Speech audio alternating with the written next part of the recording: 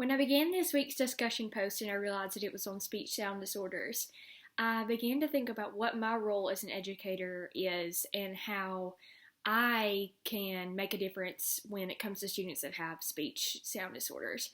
My first thought, though, to myself was, I don't really know that much about them. And I know that through this class that we're going to learn a lot, and I'm excited to dive deeper into that over the next few weeks and learn about it and what I can do. But I feel like in the aspect of roadblocks, that is my roadblock, or that's a big roadblock that I think of. That most commonly students that have speech sound disorders, we send them directly to the speech pathologist if we are able to see that issue.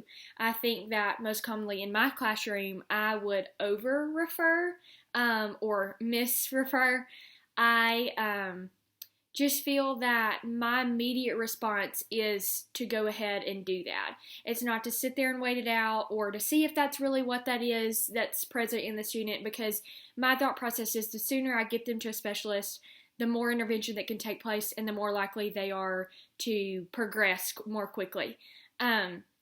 So as for roadblock, I do feel that that is the most significant thing, is that your general education teacher, special education teacher, that classroom teacher, whoever that is, has trouble identifying the difference between a speech sound disorder and something that they'll outgrow.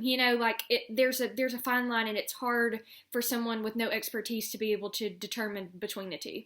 As for the process, I feel that it takes place in the classroom. That collaboration between the speech pathologist and the teacher is what makes a world of difference. When that teacher sees that, they go directly to that speech pathologist where they can do that universal screening and check for hearing issues or any other issue that could, cause that speech disorder.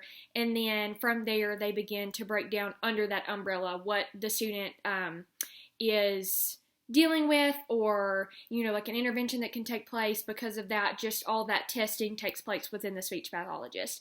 I think that we as teachers, it would help significantly for us to be more educated on the topic and how to know what we're seeing in our students without having to have that significant expertise that the speech pathologists have. So this week I've been able to really, think about what is my role and how can I make a difference in these students, as well as when is it not my role and when do I need to hand this situation over to someone with more background knowledge.